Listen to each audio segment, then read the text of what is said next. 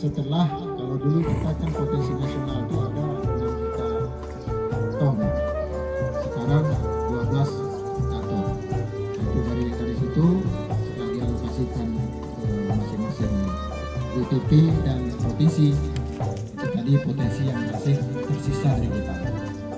Artinya bahwa pelabuhan-pelabuhan kita yang ada saat ini, misalnya BPS Kutaraja yang sudah memproduksi rata-rata 70 ton atau bahkan beberapa tertentu bisa 200 ton, ini masih bisa kita tingkatkan.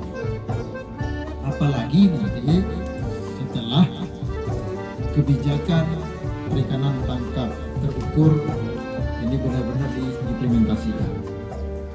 BPS Kutaraja merupakan salah satu fishing base yang sudah ditunjuk oleh Kementerian Kelautan dan Perikanan di samping BPS Rumus yang di Padang untuk wilayah barat, dan di antara itu sebenarnya yang paling potensi tempat kita karena kita lebih siap, kita semuanya terkonsentrasi dalam satu kawasan baik bongkar maupun muat.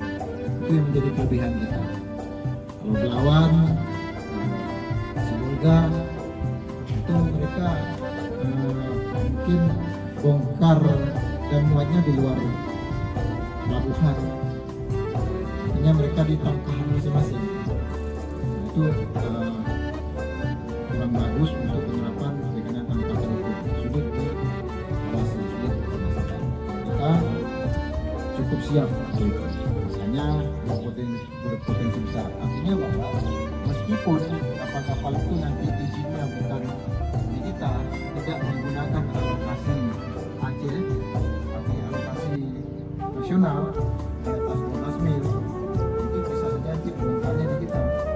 Dan itu secara ekonomi akan membangkitkan ekonomi kawasan Banda Aceh, bahkan Aceh, kawasan Banda.